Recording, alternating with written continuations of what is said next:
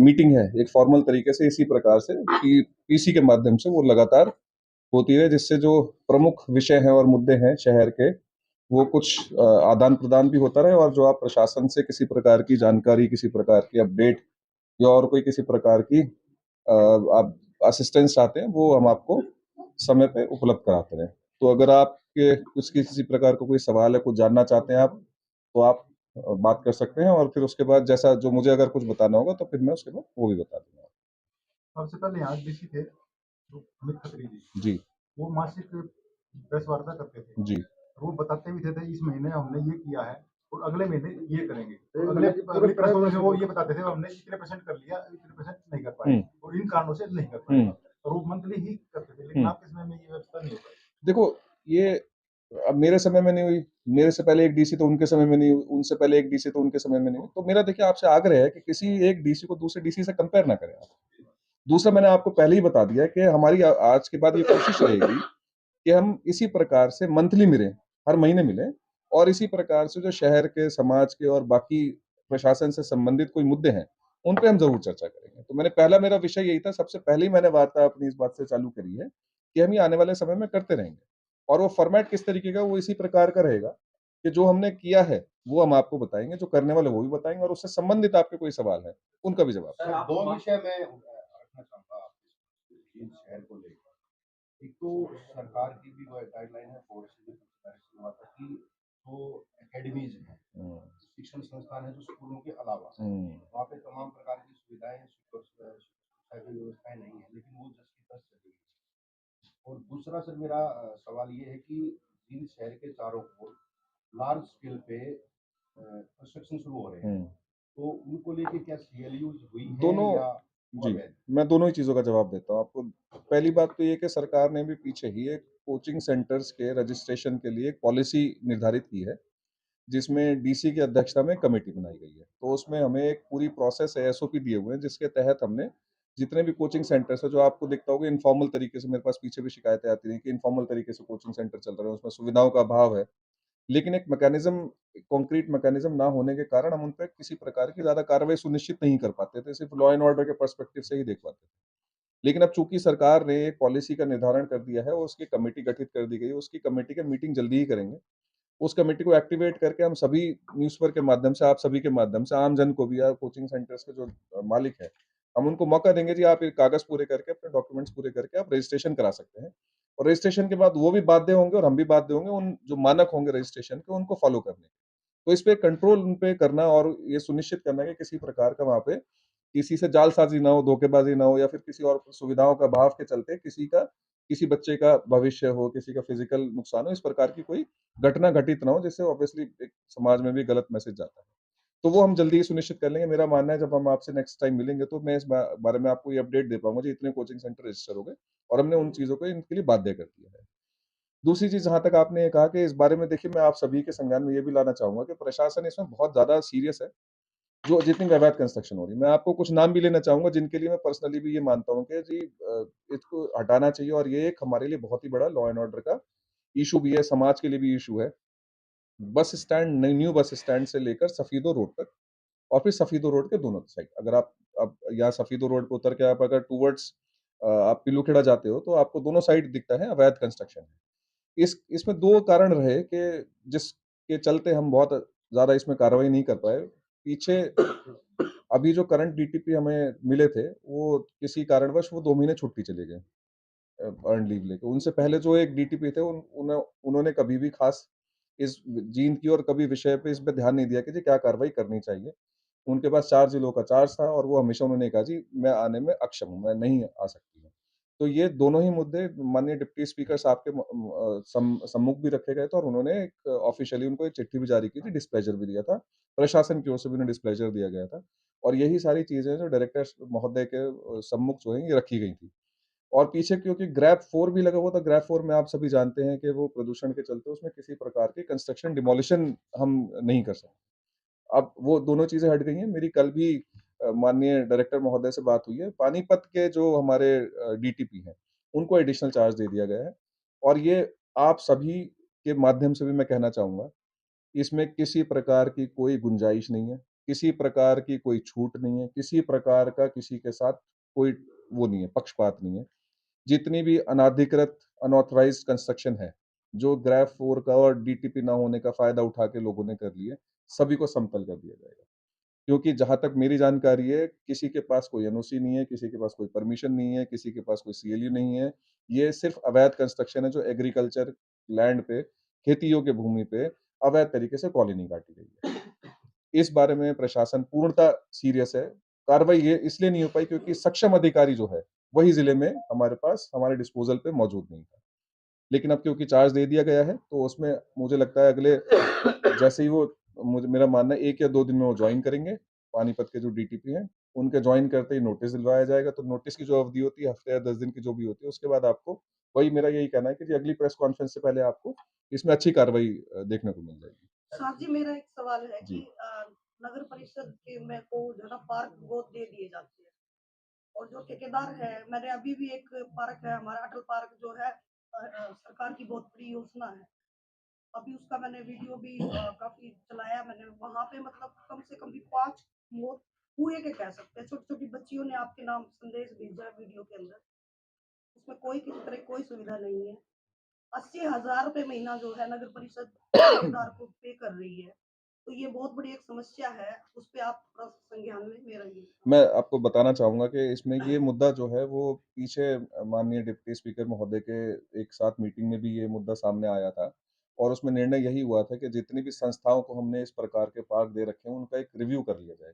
उस मीटिंग में डीएमसी महोदय भी मेरे साथ मौजूद थे और हमने यही निर्णय लिया था कि पहले जिनको हमने संस्थाओं को दे रखे हैं पार्क, उनका एक रिव्यू कर लिया जाए और जो जिन संस्थाओं ने अच्छा काम किया, उनके साथ आगे हम अपना कोई भी अनुबंध है, किसी प्रकार का कॉन्ट्रैक्ट है, वो करें और जिन संस्थाओं ने हमारे साथ अच्छा कार्य नहीं किया है, उनको हम ब्लैकलिस्ट ही कर दें, आने वाले समय में उनको किसी प्रकार से पार्क की रख-रखाव का उनको दायित्व ना दिया जाए। दायित्व तो देखिए क्योंकि ये बेसिकली एमसी का होता है, लेकिन हम चाहते हैं सामाजिक संस्थाएँ, आरडब्ल्यूएस हैं, नागरिकों की संस्थाएँ हैं, तो वो भी इसमें एक हिस्सेदार बनें, पार्टिसिपेट करें इसमें, इसमें अपनेपन की फीलिंग आती है।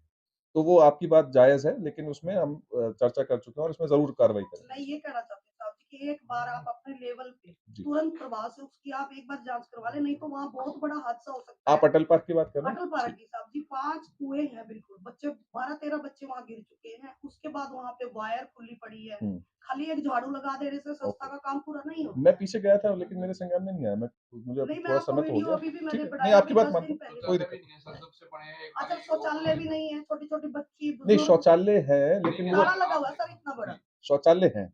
जिस समय मैं गया था उस टाइम भी ताला लगा था। मैंने उनसे कहा था जी आप इसको चालू कर दो। मैं एक बार देख लेता हूँ क्यों नहीं हुए, वो उसको हम संज्ञान में सिनेमा के लेंगे। पास भी सामने शौचालय बंद कर रखा था लोग लगा हाँ, सर एक जलवंत शौचालय बुद्ध है एक एकड़ सर जलवंत बुद्ध जो जलवंत बुद्ध है वो बनवाया था जी, मिला हुआ है जी। करप्शन का मामला हाँ, हाँ, हाँ। तो उसमें प्रशासन क्या कार्रवाई करे देखिए अभी क्योंकि ये आप सभी जानते हैं कि ये एक सरकार की ओर से एक चिट्ठी आई थी जिसमें जींद के 12 पटवारियों का नाम था और उनके नाम के आगे भी कुछ लिखा हुआ था कि इस प्रकार की चीज़ें ये करते हैं। अभी हमने प्रशासन को हमें थोड़ी-सी क्लैरिटी की आवश्यकता है सरकार से लेने की कि किस प्रकार से इनके इनके खिलाफ कार्रवाई किस प्रकार से सुनिश्चित करें। कार्रवाई से पहले क्योंकि एक इंक्वायरी जाँच भी करनी होती है, तो सरकार ने अगर इस प्रकार की कोई चीज़ कर रखी है, तो हम उसको ज़रूर लेंगे और संज्ञान में और जो हमने उसकी प्रोसेस इनिशिएट कर दी है, हमारे क्योंकि एक फाइल का एक प्रोसेस होता है, उसको इनिशिएट कर दिया गया है, तो उसमें नियमानुसार जो भी कार्रवाई बनेगी, वो ज़रूर सुनिश्चित करेंगे, उसमें कोई दो राय नहीं है। आपके किसी भी कार्यालय का उदाहरण लिया जाए जैसे फॉर एग्जाम्पल आपके कार्यालय का उदाहरण लिया जाए जो पब्लिक डीलिंग की जो सीट है जिसको पेइंग सीट कहते हैं उस पे अगर पीछे मैं 30 से 25 साल से यहाँ पत्रकारिता कर रहा हूँ तो देख रहा हूँ वही बंदे उन सीटों पे घूमते रहते हैं वो मोटर व्हीकल पे वही आरसी लग जाता है घूम के लेकिन जो कुछ बंदे ऐसे होते हैं जो केवल डिस्पैच कलर पे ही रिटायर हो जाते हैं तो उनको कभी इस तरह मौका नहीं मिलता देखिए, मैं इसमें ये कहना चाहूँगा, पहली बात तो कि प्रशासन की नज़र में कोई सीट पेइंग या नॉन पेइंग सीट नहीं होती है। हमारे लिए तो लगभग सारी सीटें एक बराबर होती हैं। लेकिन हाँ, जैसे कि आपने जिस प्रकार से कहा, ये मैंने भी इस प्रकार से देखा है कि कई लोग पिछले काफ़ी सालों से हैं। पीछे हमने कुछ ट्रांसफर्स किए थे और ऐसे लोगों को हटाया था। आपने शायद आपके संज्ञान में आया हो। ये हम रूटीन में करते रहते हैं और मेरा ये मानना है कि हम हर 6 महीने में ट्रांसफर करें। तो आप ये भी हो सकता है कि हमारी एक हम इस प्रकार से हम देखते हैं कि जी कोई पेइंग सीट है, लेकिन ये भी हो सकता है कि वो अधिकारी या कर्मचारी कॉम्पिटेंट हो और वो अच्छा काम भी कर रहा हो। वो गिने तो चुने ही लोग होते हैं सर वो ये जैसे यहाँ पर है फॉर एग्जाम्पल आरसी जींद है वो आरसी ट्रांसफर होकर स्पीडो चला जाता है स्पीडो से फिर वो 6 महीने नहीं ऐसा नहीं, हमने पीछे देखो आप मैं आपसे कहना चाहूँगा एक बार जो पीछे हमने ट्रांसफर्स किया, आप उसकी लिस्ट एक बार ज़रूर देखो। हमने कुछ ऐसे लोग भी जो शायद कभी आरसी और डीएलसी ने हमने शुरुआत ही इस तरीके से की थी, जो कभी नहीं रहे, उनको लगाया जाए जैसे क्योंकि आपका जो सबको सरल पिंजर कॉमन भी आपका होना नहीं है चाहिए। सर आपका जो जींद का जो सरल पिंजर है बाहर जो टाइपिस्ट वाले जो दलाली वाले सब लोग हैं वो उनकी सीटों पे घूमते दलाल रहते हैं। अब दलाल सीसीटीवी काफी फुटेज सीनियर है बहुत ज़्यादा दलाल लोग हैं। वो दलाल बाहर जैसे लाइसेंस है वो देखो 1 मिनट में मैं छुड़वा आपसे देते एक हैं। चीज़ और कहूँगा कि हम जनरल कोई बात ना करें, दलाल सक्रिय आप मुझे नाम दो, मैं उनके खिलाफ कार्रवाई भैया आप करूँगा। सीसीटीवी फुटेज देखो सर के अंदर की आप मुझे नाम दो ना कि दलाल को ये आदमी दलाली कर रहा है। आप मुझे नाम दो, मैं उसके खिलाफ कार्रवाई ये करूँगा। बाहर बैठे हैं लगभग इस तरीके ऐसे नहीं होता ना, कोई कहते हैं कमरे में जो बैठे हैं सारे एक जैसे हैं, चलो सूची ऐसे सौंप देंगे आप। नहीं। सूची दो, आप उसमें कार्रवाई करें ना। दूसरी बात, जहाँ तक आपकी बात है कि जिन कुछ ही लोग उस सीटों पे घूमते रहते हैं, उनका हम ड्यू कॉग्निजेंस लेके उन ट्रांसफर इस प्रकार से करेंगे कि नए लोगों को मौका मिले। कॉन्टैक्ट ट्रेस के कर्मचारी हैं वो भी वहाँ पे लगे हुए हैं। इसका ध्यान रखेंगे। सर, जो पुराना बस अड्डा की जो है खाली पड़ी है बिल्डिंग उधर तो है ही, तो वहाँ ना शहरी रहते हैं, हुँ। तो उसमें मैं ऐसी व्यवस्था नहीं हाँ, की मैं आपको 2 चीज़ें बताता हूँ इसमें। इसमें हमने 2 चीज़ें प्लान करी हैं कि क्योंकि ये बिल्डिंग जो है अभी भी रोडवेज़ के अधीन आती है। तो रोडवेज़ से हमने एक प्रपोज़ल माँग लिया है कि इस बिल्डिंग को आप कंडम कराने की प्रोसेस इनिशिएट कर दें। प्रोसेस में चालू करने में ऐसा कार्रवाई करनी होती है देखिए, पीडब्ल्यूडी बी&आर जो है इसको कंडम घोषित करेगा। कंडम घोषित करने के बाद इस बिल्डिंग को हम डिमोलिश कर देंगे। इसके साथ-साथ हमारे इसमें 2-3 प्रपोज़ल साइमल्टेनियसली चल रहे हैं, लेकिन अभी वो पूरी तरीके से मैच्योर नहीं हुए, परिपक्व नहीं हुए हैं। उसमें हमारा एक तो कोशिश ये है, माननीय डिप्टी स्पीकर महोदय भी इसमें इंटरेस्टेड हैं कि इसमें एक अच्छा मल्टी स्पेशलिटी हॉस्पिटल आ जाए, तो लोगों को, जो जींद के लोगों को एक सुविधा प्राप्त हो सके। इसके साथ-साथ एक प्रपोज़ल इसमें ये भी है, क्योंकि ये करीब 14 या 16 एकड़ ज़मीन है ये। इसमें एक प्रपोज़ल ये भी है कि इसमें एक ऑडिटोरियम भी आ सकता है। अच्छा, जो कल्चरल एक्टिविटी किसी को करनी है, तो वो ऑडिटोरियम यूज़ कर किया जा सके। तीसरी एक चीज़ हम इसमें ये चाहते हैं, तीनों प्रोजेक्ट एक साथ भी आ सकते हैं इसमें, कि कुछ हिस्से में, क्योंकि आप देखते होंगे जींद का जो फायर स्टेशन है वो शहर के अंदर है। तो हम उसको कोशिश ये करते हैं जेडी 7 पे किसी प्रकार से आ जाए, सो दैट, क्योंकि जेडी 7 आपका मिनी बाईपास है, तो आने वाले समय में लोगों को वो भी सुविधा मिलेगी। इसके साथ-साथ हमने पीछे, और मैंने और माननीय जो हमारे एसपी महोदय हैं, उन्होंने भी, हम लोगों ने ये कोशिश करी है इस प्रकार की कि हम इसमें कुछ राहगिरी टाइप का कोई एक्टिविटी चालू करें, सो दैट ना राहगिरी में हम पब्लिक क्लेम करती है उस जगह को। तो कोई अगर कोई नशेड़ी व्यक्ति है इस प्रकार का है, कोई एंटी सोशल एलिमेंट है, कोई असामाजिक तत्व है इस प्रकार के, और उन लोगों को बाहर निकाल के हम पब्लिक को इस प्रकार की चीज़ सौंपे। तो उसमें पहला हमारी कवायद यही है कि इस बिल्डिंग को डिमोलिश कर दिया जाए। क्योंकि कंडम है, किसी काम की नहीं है, अदरवाइज़ भी नुकसान हो सकता है, और अदरवाइज़ एक बार डिमोलिश होने के बाद ये शहर के लोगों के काम आ सकती है। तो कवायद शहर चालू के है। अंदर जितने सार्वजनिक शौचालय हैं, लाखों रुपए से बनाए जाते हैं, लेकिन उनकी हालात देखने को बिल्कुल सराहनीय तालाब के शौचालय की बात करें तो लंबे समय से हालात खराब हैं।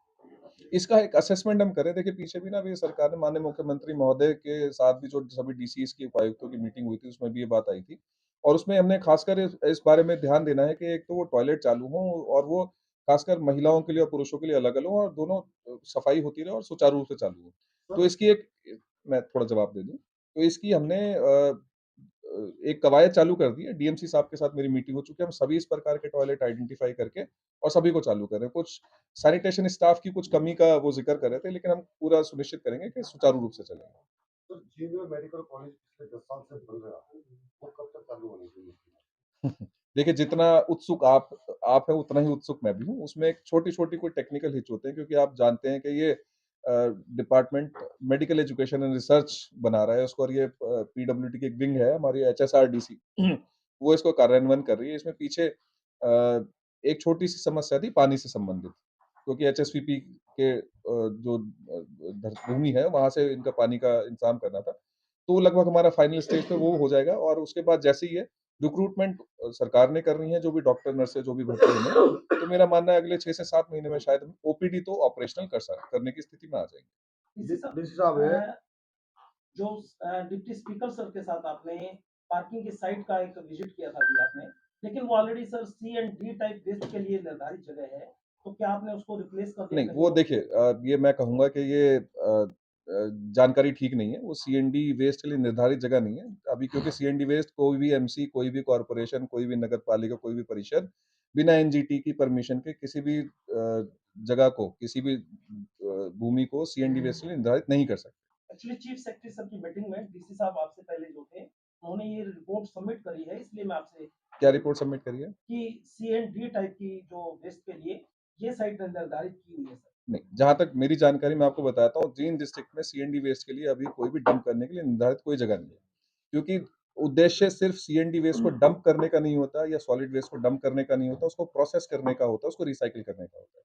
तो अभी तक जींद शहर में सीएनडी वेस्ट को रिसाइकिल करने के लिए, प्रोसेस करने के लिए कोई भी प्लांट नहीं है, और जहाँ तक मेरा जानना है, जानता हूँ मैं, वो परमिशन भी नहीं है।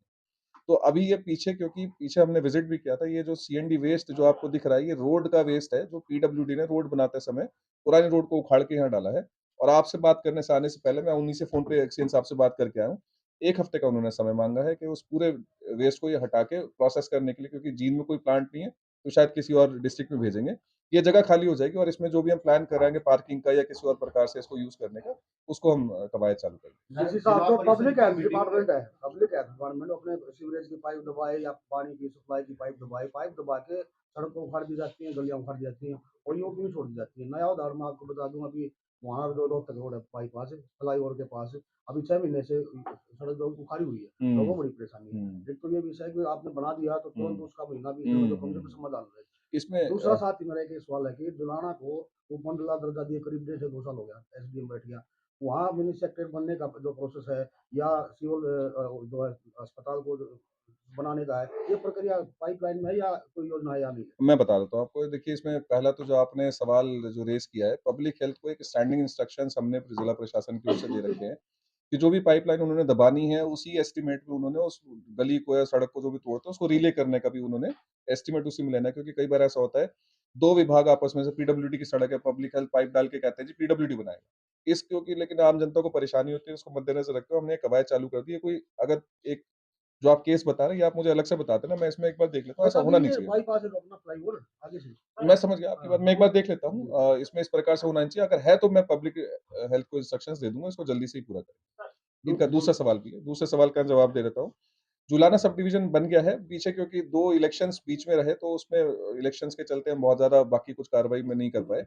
लेकिन यहाँ से मेरे ऑफिस से आई थिंक पिछले महीने हमने डायरेक्शंस दी है एसडीएम साहब को कि इसके लिए एक रेवेन्यू के लिए जो हमारा जो रेवेन्यू डिपार्टमेंट है, उसकी मलकियत की एक उपयुक्त भूमि तलाश लें, जिस पे हम सब डिवीज़न के साथ-साथ एक मिनी सेक्रेटेरिएट की बिल्डिंग के साथ-साथ रेजिडेंसीज़ भी अधिकारियों के लिए आएँ। और क्योंकि हमने यहाँ पे जो कंसर्न डीएसपी हैं, उनको ही बिठाना होगा और हम तो ये मान के चल रहे हैं कि कम से कम 7-8 एकड़ की कोई ऐसी हमें लैंड मिल जाए, जिसमें हम बाकी आने वाले फ्यूचर के लिए भी, क्योंकि कल को फिर कोर्ट भी चालू होगी, सारी चीज़ होगी, तो उसकी कवायद चालू कर चुके हैं। वो उसकी एसडीएम महोदय जो है, उसकी लैंड ढूँढने में लगे हुए हैं। तो मुझे लगता है अगले 1 महीने, 1.5 महीने में हमारे पास कुछ लैंड की डिटेल्स आ जानी चाहिए, फिर उसके बाद बाकी हम प्रोसेस स्टार्ट कर देंगे। सर, पूर्व मुख्यमंत्री मनोहर लाल खट्टर दावा कर रहे हैं कि जींद के जितने भी गांव हैं, सभी गांव में नल से जल पहुंच गया। तो जिला प्रशासन कौन सा आंकड़ा देता है हरियाणा सरकार को कि ये देखिए, जो टारगेट जींद को दिया गया था, वो 100% ज़्यादा अचीव हो गया, ये तो मैं भी बताता हूँ। नहीं सर, मेरे गांव में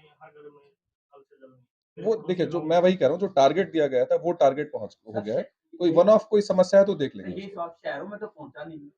शहरों में नहीं पहुंचा। नहीं, देखिए, बहुत सी कॉलोनी ऐसी है, बहुत सी कॉलोनी ऐसी है। नहीं पूरी मेरा इलाका पूरा का पूरा। ये रहा आपके सोच के पीछे रहता ना। नहीं, शहर के लिए देखो, आप जानते हैं जैसे उसका वाटर वर्क्स का, बड़ौदी वाटर वर्क्स का काम चालू हो चुका है। एक क्लस्टर तो एक साइड के गाँवों का तो हमारा काम चालू हो चुका है। पीछे मैंने डिप्टी स्पीकर महोदय से ही बात हो रही थी, दूसरे साइड के जो गाँव के क्लस्टर्स हैं, उनके लिए भी जो एक स्कीम बनानी है, उसके लिए भी हमने कवायद चालू करनी है। तो ये जहाँ तक अगर किसी गाँव में नहीं पहुँचा तो आप मुझे जानकारी दे सकते हैं, क्योंकि पब्लिक हेल्थ के जो आंकड़े हैं, उसके अनुसार तो 100% कवरेज हो चुकी है, 100% कवरेज है। मान गया, आपकी बात मान के मैं डिनाई नहीं करता, आप मुझे वन ऑफ बता देना, कहीं है तो मैं एक बार देख लेता हूँ, ऐसा होना नहीं चाहिए, बट कहीं है तो करवा जिला देना। परिषद की मीटिंग कल हो पाएगी? आपकी मीटिंग हो रही है मेरे साथ आज? आज ये हो रही है तो कल वो भी होगी। सर, साहब जी हमारा क्या मीडिया सेंटर है जी, और उसमें किसी प्रकार की सुविधा नहीं है। जी। सोफे टूटे पड़े हैं, लैट्रिन का बुरा हाल है। तो हम देश की समस्या उठा रहे हैं, लेकिन हमारे बैठने की 10 साल से उसमें सामान नहीं बदलेगा। देखो, 10 साल से बहुत बुरा हाल है। आप काइंडली इसको समझने की, मैं देखो समझता हूँ, आपकी बात मानता हूँ, लेकिन आप इस चीज़ को समझने की कोशिश करो। मेरे पास, जिला प्रशासन के पास कोई डेडिकेटेड फंड नहीं है, अलग से कोई फंड नहीं है। तो सर हमारे जो मेरी गाड़ी जिसमें मैं चलता हूँ, वो भी कंडम है। तो ये समस्या है, मैं मानता हूँ। हम इसका इलाज जो है, इसका सॉल्यूशन जो है, मिलके ढूँढ सकते हैं। बिल्डिंग भी कंडम लेकिन बिल्डिंग आउटराइटली मेरे पास लैंडर अभी, कभी भी गिर सकता है। हाँ, वैसे तो क्लियर हो रही है। मैं करा भगवान भरोसे ही है। जितना जो करा सकते हैं मैं देख लेता हूँ, जिस विभाग की जितना करा सकते हैं मैं जरूर कराऊंगा। टोहाना रोड से जो फ्लाईओवर है, जो बस स्टैंड की तरफ टर्न करता है, उसके जस्ट सामने एक रोड है, कच्चा बाईपास, जो रोहतक रोड की उसकी वाइड रोड को टच करता है। गोहाना रोड से, प्रपोजल है, दोबारा बताइए, गोहाना रोड से गोहाना रोड से बस स्टैंड के लिए चढ़ गए। रात में हल्के बराबर की। वो यूनिवर्सिटी को टच करता है। अच्छा। और राइट चौक पे काफी जाम रहता हाँ, है, हाँ। खासकर हुँ, वन बाय पाँच हुँ। कुछ ऐसा सुनने में आता है कि दूस रोड का प्रपोजल तैयार किया जा रहा है, कुछ ऐसा है? अभी तो मेरे नोटिस में नहीं, मुझे देखना पड़ेगा। इस रोड का मेरी जानकारी में नहीं। कच्चा साहब जी बाईपास है जो पुराना पहले बस एक बार स्टैंड दुआ के हुई पास थी। एक-एक। हाँ जी। साहब जी पुराना बस स्टैंड के पास एक बस स्टॉप बनाया हुआ है। जी। गर्मी मान लो 2 महीने बाद गर्मी आ ही जी, जाएगी। जी। वहाँ पे जो बहुत सारे बच्चे जो हैं स्कूल जी, के जी। छात्र खड़े होते हैं। मतलब वहाँ पे कोई छोटे-छोटे मतलब उनको कोई पानी की सुविधा नहीं है, कोई शौचालय नहीं है। वहाँ पे उनके लिए करा अगर आप देंगे, व्यवस्था बिल्कुल करवाएँ करा तो देंगे। पब्लिक टॉयलेट बनाना एमसी का मैंडेट है, तो ज़रूर करवा देंगे और उसके नहीं पुराना बस स्टैंड के पास है, इस साइड में वो उसके एमसी के अंडर में नहीं आता वो। जैसे बस में चढ़ते हैं सर वो पुराना बस स्टैंड आप गोहाना रोड की बात कर रहे हो ना? भागते मेन रोड की बात कर रहे हैं। ऑन रोड रुकना से ऑन रोड की बात। टॉयलेट की व्यवस्था है ना? गाड़ी या कोई शैडो नहीं है, गर्मियों में पंखा नहीं है। देखो शैडो नहीं है तो हमारी कंबाइंड रिस्पॉन्सिबिलिटी, हम पेड़ लगाना भूल गए। जी। पेड़ लगाने चाहिए, लेकिन हम आपकी दोनों बातें मैंने सुन ली हैं, शैडो और पीने के पानी और टॉयलेट की व्यवस्था ज़रूर करवा देंगे। इसी सब आस्था के नाम पर जगह जगह अवैध कब्जे हो रहे हैं पूरे झील से में, अगर आप देखेंगे। और उसके बाद सर उन चौकों को आप सरकार जिला प्रशासन उन चौकों के नाम भी रख देता है, निर्धारित कर देता है और उसके ऊपर सरकारी बजट भी लगता है। क्या प्रशासन निद्रा में है या जागने की स्थिति में है? क्या उन पर कार्रवाई हो पाएगी? आप मुझे बताओ कौन से चौक का आप बात कर रहे हैं? चौगानंद माता चौक है जो सरकार द्वारा निर्धारित चौक है, जबकि फुली अवैध कब्जा है वो। आस्था के नाम पर ऐसे अनेकों, ये तो एक उदाहरण दिया सर। आप पटियाला चौक बीटा प्लांट की तरफ आप जाएंगे, वहां भी देवीलाल चौक के उधर भी आस्था के नाम पर, जबकि आस्था के नाम पर अवैध कब्जा करने की किसी को इजाजत नहीं होनी चाहिए। मैं एक बार चेक करवा लेता हूँ ये इस प्रकार से, क्योंकि एमसी ने प्रोबेबली उनके हाउस में पास होता है, जो भी नाम किसी चौक पर रखा जाता है वो एमसी के हाउस में पास होता है। मैं एक बार दिखवा लेता हूँ, इस प्रकार का कोई अवैध है तो उस पर नियमानुसार जरूर कार्रवाई करेंगे, उसमें कोई दो राय नहीं है। आस्था प्रशासन का कोई ना धर्म है, ना जाति है और ना आस्था है। हमारी आस्था है संविधान में और संविधान के अनुसार ही काम करते हैं। संविधान के तहत जितने कानून बने हैं, जितनी पॉलिसी बनी है, जितने नियम बने हैं, हम उस पर काम करते सर भिवानी रोड है ना, जी। भिवानी रोड वो काफी लंबा चला है। हैं। भिवानी रोड अंडरपास, जी। हाँ तो उसके जो बनने का है वो काफी लंबा, काफी समय ले चुका है, लोगों को बड़ी परेशानी का सामना। वो बाईपास से घूम के फाटक के उस पार जाना। ये आपने आपने एक महत्वपूर्ण विषय है और महत्वपूर्ण मुद्दा है आपने रेज किया है। मैंने इसमें अगले हफ्ते 10 दिन के अंदर मेरा एक मीटिंग करने का, अपनी चेयरमैनशिप में ही कराने का एक मैंने प्लान भी किया हुआ था। पीछे समहाउ क्योंकि माननीय मुख्यमंत्री जी की 2 मीटिंग आ गई थी, उसके चलते मैं अपनी कुछ मीटिंग पोस्टपोन करनी पड़ी थी, तो इसको मैं टेक अप कर लेता हूँ एक बार। ये भी समस्या है शहर की, नेक्स्ट उसमें। व्यापारी है ना, सरकार के रेडी के डी होते हैं, टैक्स भी देते हैं और काफी ऋण भी देते हैं, तो वो दुकानदार वहां से पलायन कर चुके हैं क्योंकि बिल्कुल बेरोजगार हो चुके हैं। नहीं, आपकी बात मैं, वो मेरे पास पहले भी आए थे और मैंने कहा था कि जी हम इसको देख लेते हैं, वो देख लेंगे। हम मैं नहीं चाहूंगा कि प्रशासन की या हमारी किसी भी कारणवश किसी भी व्यापार में बाधा आए। ये देखो कभी भी डिजायरेबल नहीं। सर पानी निकासी के जो नाले हैं उस पर 8 साल मोटा बजट खर्च किया गया, लेकिन वो फिर भी भरे हुए नजर आते। सफेद रोड पे 2-2 जगह में कवरेज भी की थी, पानी ओवरफ्लो हो गया, ऑन रोड आ रहे हैं, तो वो बजट कहाँ जा रहा है? कुछ ऐसी डिटेल दी जाती है? देखिए ये मुद्दा इंक्वायरी का विषय है ये। अब इसमें मेरे लिए ऑफ हैंड इस प्रकार को कोई कमेंट करना, ये मुझे भी शोभा नहीं देता। अगर कोई इस प्रकार का, जैसे आपने सफीदो रोड का आपने नाम लिया, तो उसमें कोई अगर इस प्रकार का, तो जांच करवा देंगे और जांच में दूध का दूध पानी का पानी हो बहुत से जाएगा। नाले ऐसे हैं सर, बजट तो दिखा दिया जाता है, इतना बजट खर्च कर, नाले भरे हुए, पानी जा ही नहीं रहा, तो जा रहे हैं। कोई नहीं, इसमें जांच करा देते हैं, पता लग जाएगा इसमें। देखो अभी इस प्रकार से यहाँ बैठ के तो मेरे लिए भी थोड़ा बोलना मुश्किल है।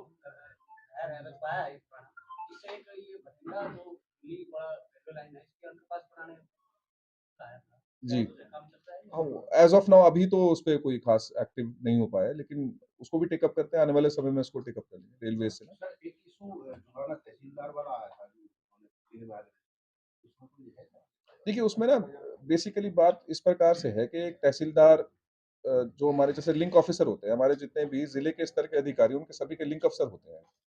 तो लिंक अफसर अगर नहीं है किसी भी कारणवश, तो अगर कोई इमरजेंसी का काम है तो वो लिंक अफसर कर सकता है। मान लीजिए मैं मौजूद नहीं हूँ और डीसी के बिहाफ पे कोई काम करा, तो एडीसी लिंक ऑफिसर वो डेजिग्नेटेड है।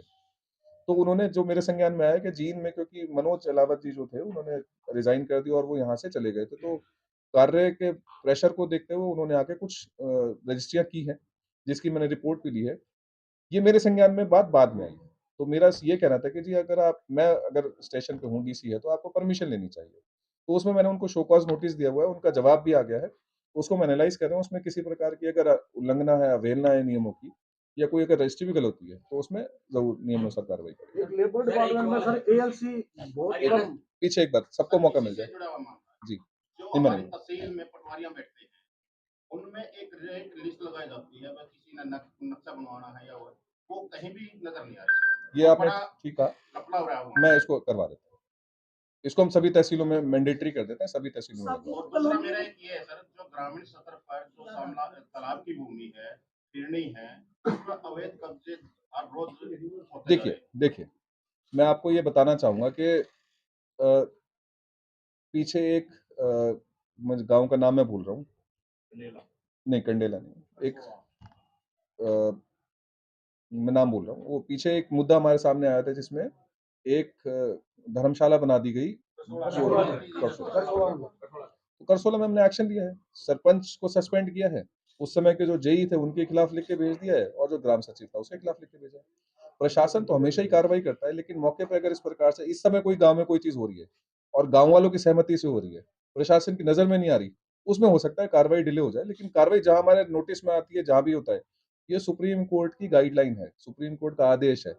तालाब का भूमि जो है, जोड़ की जो ज़मीन है, उसका नेचर चेंज नहीं किया जा सकता। उसमें भले ही पानी ना हो, लेकिन आप उसपे एक ईंट नहीं टिका सकते।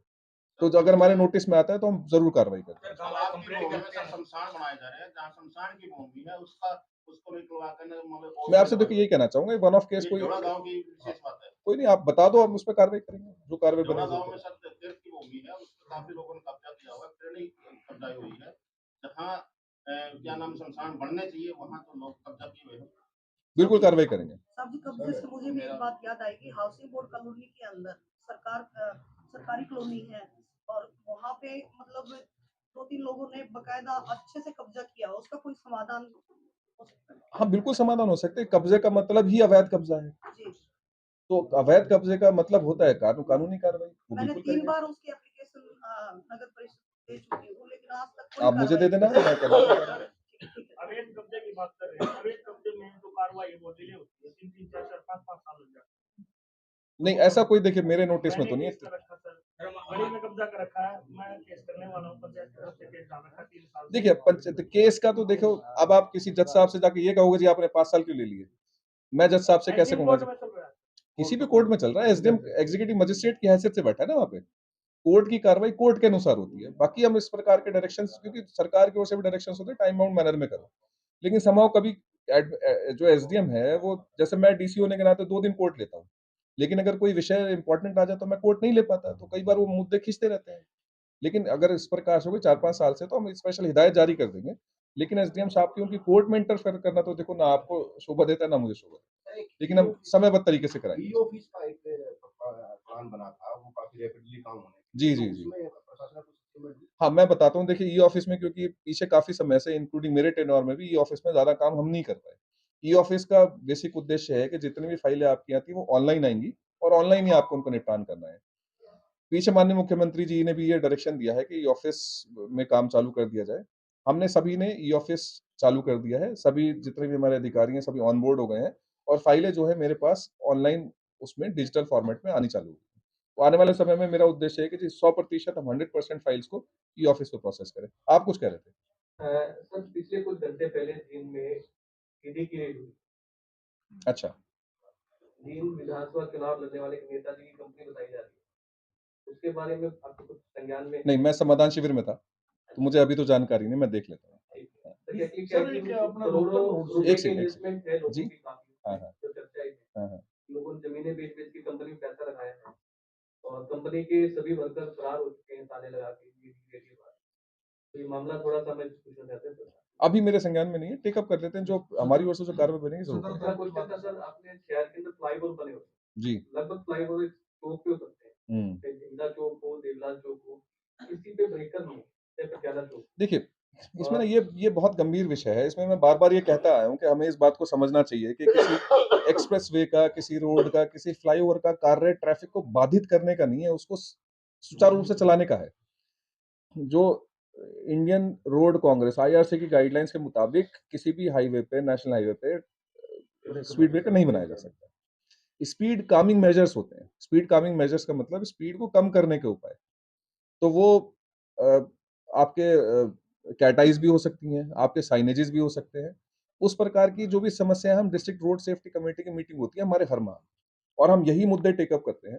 कहीं इस प्रकार की आवश्यकता है, तो हम कैटाइज़ वगैरह वो सब तो ले सकते हैं, लेकिन आधिकारिक तौर पे मैं अलाउ करूँ या हम हमें हमारी किसी की पावर नहीं है कि हम नेशनल हाईवे के ऊपर, किसी स्टेट हाईवे के ऊपर हम स्पीड ब्रेकर बनवा सकें। सर, बंधक पकड़ो अभियान पे सवाल उठे थे। पार्षदों ने भी उठाए, फिर डिप्टी स्पीकर साहब ने भी कभी इसकी जाँच कराई विजिलेंस। इसकी जाँच वहाँ क्या मैं बता देता हूँ, डिप्टी स्पीकर महोदय ने सीएस को ये चीफ सेक्रेटरी महोदय को इस बारे में विजिलेंस की जाँच कराने के लिए चिट्ठी लिख के भेज दी है और वहाँ से डायरेक्शंस आने ही वाले हैं। जैसे डायरेक्शंस आएँगे क्योंकि विजिलेंस ने अगर जाँच करनी है, तो विजिलेंस एक इंडिपेंडेंट एजेंसी होती है, एंटी करप्शन ब्यूरो।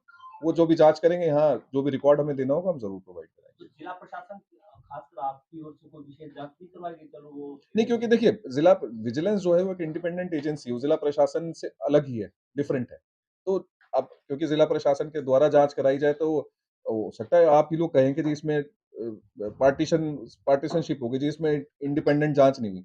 विजिलेंस पे तो आप सभी को भरोसा है। तो इसलिए क्योंकि बड़ा मुद्दा है, मेरा भी मानना है कि इसमें जाँच होनी चाहिए, इसमें जाँच ज़रूर कराएँ। सर एक रोहतक रोड से और नरवाना रोड पे बाईपास निकलना था, हम फाइलों में कहाँ पे रिंग रोड हाँ, निकल रहा वो मैं हमारी नेशनल हाईवे से बात हुई थी, अभी उनकी प्रायोरिटी में नहीं है।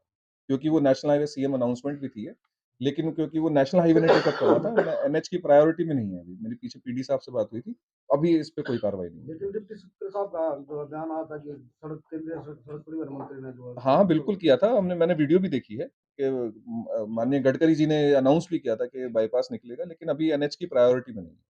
सर एक चीज़ और अभी इस चीज़ को ध्यान आया, हमारा जो पैरामेडिकल कॉलेज बनना था, उसके लिए जो लैंड हमने तय की थी, वो शायद कुछ कम पड़ गई है ज़्यादा। हुँ, तो उसको लेके कोई नई ज़मीन हम पा सकते हैं? अब मैं भी कुछ बता देता हूँ, आपके सवाल बीच-बीच में आते रहेंगे, मैं भी थोड़ा बताता हूँ। तो बेसिकली ऐसा था जी, आपसे मेरी शायद पहले भी बात हुई थी कुछ साथियों से, जो पीजीआई के लिए एक पैरामेडिकल कॉलेज बनना था। पहले मेरे जॉइन करने से पहले जिमखाना क्लब के पीछे करीब 7 साढ़े 7 एकड़ भूमि है जो एचएसवीपी विभाग की है। तो वो एचएसवीपी विभाग ने वो अपनी भूमि देने के लिए मेडिकल एजुकेशन को एक एलओआई जारी कर दी थी, लेटर ऑफ इंटेंट। लेकिन अब जो मेरे संज्ञान में ये आया है, क्योंकि अभी पीछे कुछ समय पहले ही पत्राचार हुआ कि वो भूमि सफिशिएंट नहीं है। वो इससे ज़्यादा लैंड चाहते हैं, तो शायद 30-40 एकड़ भी हो सकती है। तो उस लैंड को आइडेंटिफाई करने के लिए हमने कवायद चालू कर दी है और इसके साथ-साथ ही जैसे डिप्टी स्पीकर महोदय ने भी ये चाहा है कि यहाँ एक ट्रॉमा सेंटर बनाया जाए जींद शहर में। क्योंकि आप देखते हैं कई नेशनल हाईवे निकल गए हैं और अभी भी लगातार काम चल रहा है और इन नेशनल हाईवेज़ पे आप देखते हैं स्पीड ज़्यादा होती है और एक्सीडेंट होता है तो वो फेटल ही होता है। उसमें अक्सर ऐसा होता है कि दुर्घटना होती है तो अक्सर किसी न किसी की जान जाने की संभावना बहुत होती है। तो एक ट्रॉमा सेंटर बहुत आवश्यक है, तो वो ट्रॉमा सेंटर भी हम उस 7 साढ़े 7 एकड़ में प्लान कर सकते हैं। जहाँ तक पैरामेडिकल कॉलेज की बात है उसके लिए हमने एक एक नई भूमि आवंटित करने के लिए उसकी प्रोसेस स्टार्ट कर दी। इसके साथ-साथ ही जींद सफीदो रोड को चौड़ा करने के लिए जो 39 एकड़ भूमि की आवश्यकता थी, वो उससे अधिक भूमि आइडेंटिफ़ाई कर दी गई है। 41 एकड़ भूमि हमने कर ली है। पंचायत ने सभी ने जो रेज़ोल्यूशंस करने थे वो कर दिए हैं। प्रस्ताव सरकार को भेज दिया गया है। तो इस प्रस्ताव पे कार्रवाई होके तो आपका जींद से जो सफीदो रोड चौड़ा होना है, 4 लेन होना है, उसका भी प्रोसेस हमने इनिशिएट कर दिया है जिले के स्तर से। जहाँ देखिए ये क्योंकि पूरा रोड एक समान नहीं है, तो जहाँ आवश्यकता अनुसार लैंड अवेलेबल हो जाती है वहाँ 4 लेन होगा और जहाँ लैंड कम रह जाती है वहाँ पे डिवाइडर नहीं देंगे बीच में। वो जैसा आपने देखा होगा कई रोड इस प्रकार से होते हैं, लेकिन चौड़ा ज़रूर हो जाएगा, आपको सुविधा अच्छी हो जाएगी।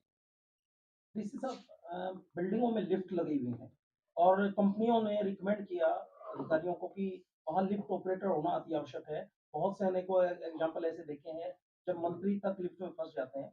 क्या इस तरफ ध्यान दिया जाएगा प्रशासन की देखिए तरफ से लिफ्ट ऑपरेटर? प्रशासन की ही बात देखिए हम एक नियम के कानून के अनुसार कार्य करते हैं। ऐसा नहीं है कि मेरे पास अगर ड्राइवर नहीं है तो मैं प्राइवेट ड्राइवर ले आऊँगा, पॉसिबल है? नहीं है। तो लिफ्ट ऑपरेटर की अगर पोस्ट है, तो लिफ्ट ऑपरेटर रखा जा सकता है और उसकी भी प्रक्रिया है। मेरा ऐसा नहीं है कि मैं अपनी इच्छा से किसी को रख लूँ, वो रिक्रूटमेंट किस प्रकार से होगी, किस प्रकार से किसी को रखा जाएगा, वो ज़रूरी है। अभी एक पीछे रैशनलाइज़ेशन की भी एक प्रक्रिया चालू है, जो एसडीएम कार्यालय और डीसी कार्यालय हो, उसमें रैशनलाइज़ेशन स्टाफ का कैसे होना चाहिए, तो उसमें एक अपना प्रपोज़ल ये भी देंगे कि जी, जहाँ जिस कार्यालय में डीसी ऑफ़िस में ख़ासकर या किसी और सरकारी कार्यालय में जहाँ लिफ्ट है, वहाँ एक लिफ्ट ऑपरेटर की आवश्यकता ज़रूर है। तो ये सरकार को आने वाले समय में प्रपोजल देने वाले हैं। नए बस स्टैंड के सामने जो सर्विस रोड है साइड जी। में दोनों तरफ से वाहन जाते हैं और कई बार जो ये हाँ, ये भी मैं आपको बता देना चाहता हूँ, ये मेरे लिए जब मैंने जींद में ज्वाइन किया था एज डिप्टी कमिश्नर, ये मेरे लिए प्रायोरिटी का विषय था एक, और इसको हमने डिस्ट्रिक्ट रोड सेफ्टी कमेटी की मीटिंग में एक मुद्दा ले रखा है, इम्पोर्टेंट है। इसके लिए पीडी हिसार जो है वो एक फीजिबिलिटी रिपोर्ट करा रहे हैं। जिस प्रकार से मान लिया आपने अगर जींद से रोहतक जाना है, तो अक्सर गाड़ियां जो हैं वो रॉन्ग साइड से चढ़ती हैं हाईवे के ऊपर, उन्हें लेफ्ट चढ़ती हैं जबकि जाना चाहिए राइट। तो वो राइट से, और जब आप आते हो रोहतक से, अगर आपने जींद गोहना रोड उतरना है आपने, तो आप अगेन बस अड्डे के आगे से आप रॉन्ग टर्न लेके आते हो। तो हमने दोनों साइड से एक स्लोप जिससे गाड़ियां उतर सके, उसकी एक फीजिबिलिटी रिपोर्ट चालू कर दी है। ये पीडी साहब ने काम चालू कर दिया है। तब जब तक ये फीजिबिलिटी रिपोर्ट आती है, बनता है रोड, सारी चीज़ होती है, उसमें लगेगा समय।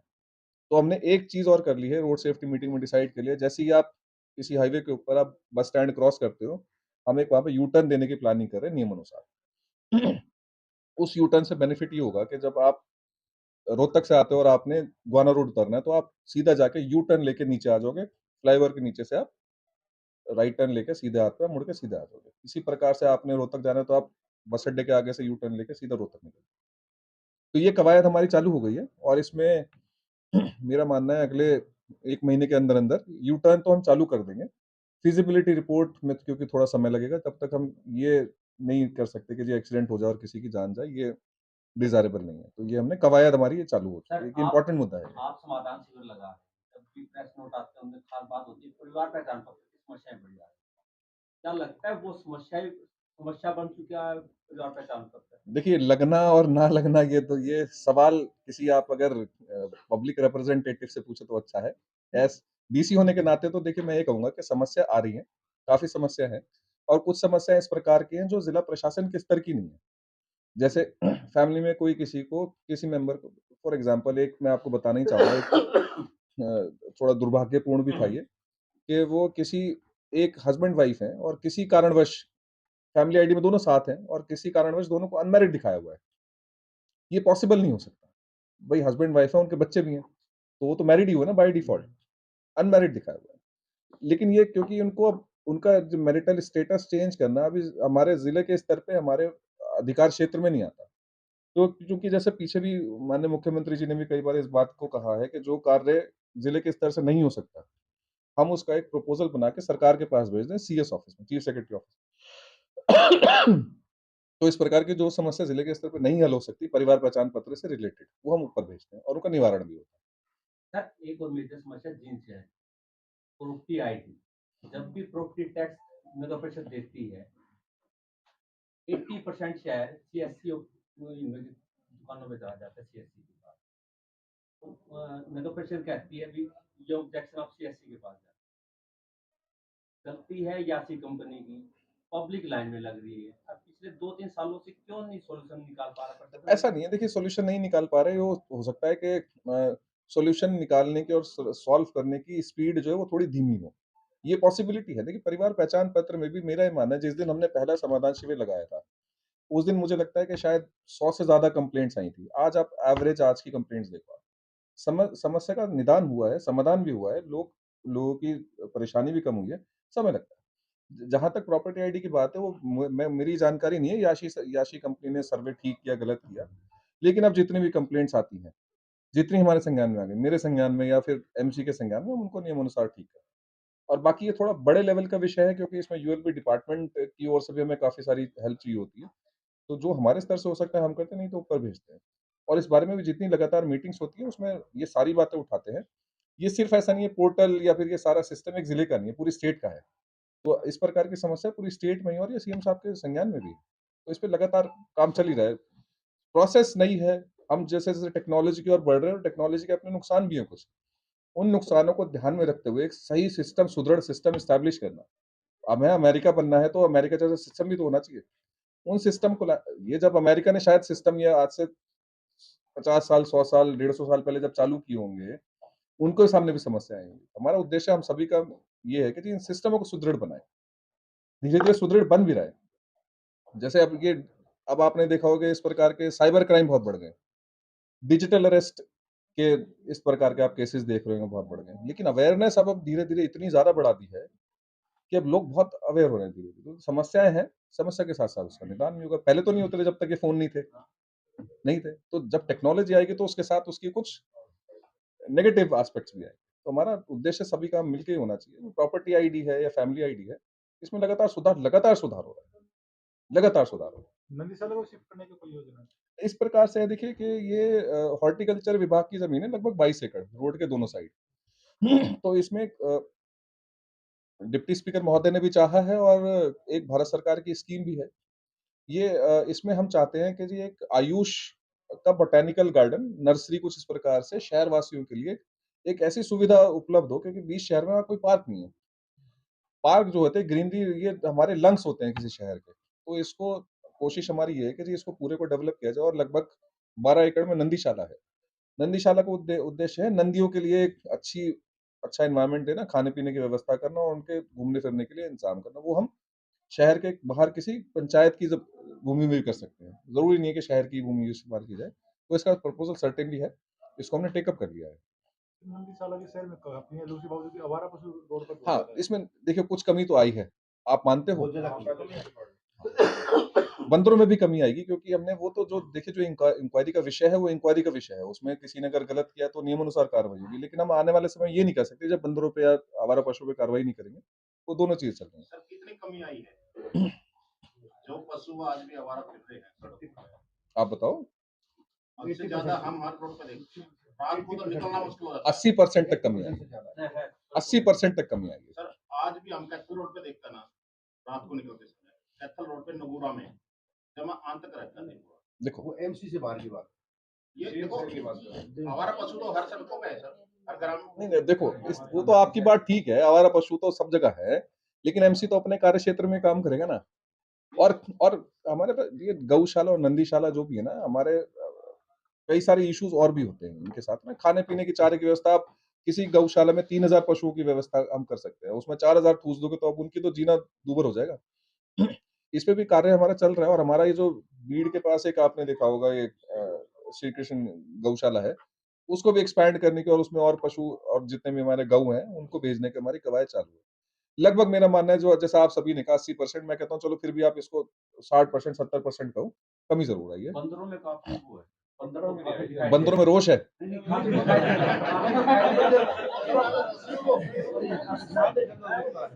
बंदरों को लेकर रोष हो सकता है। बंदरों को लेकर रोष है। 70% हो सकता है आप अच्छा एक चीज़ आपसे मैं पूछना चाहूँगा, आप शहर के निवासी हो अधिकतर, लगभग कितने बंदर होंगे? लगभग एक वाइल्ड सा आइडिया।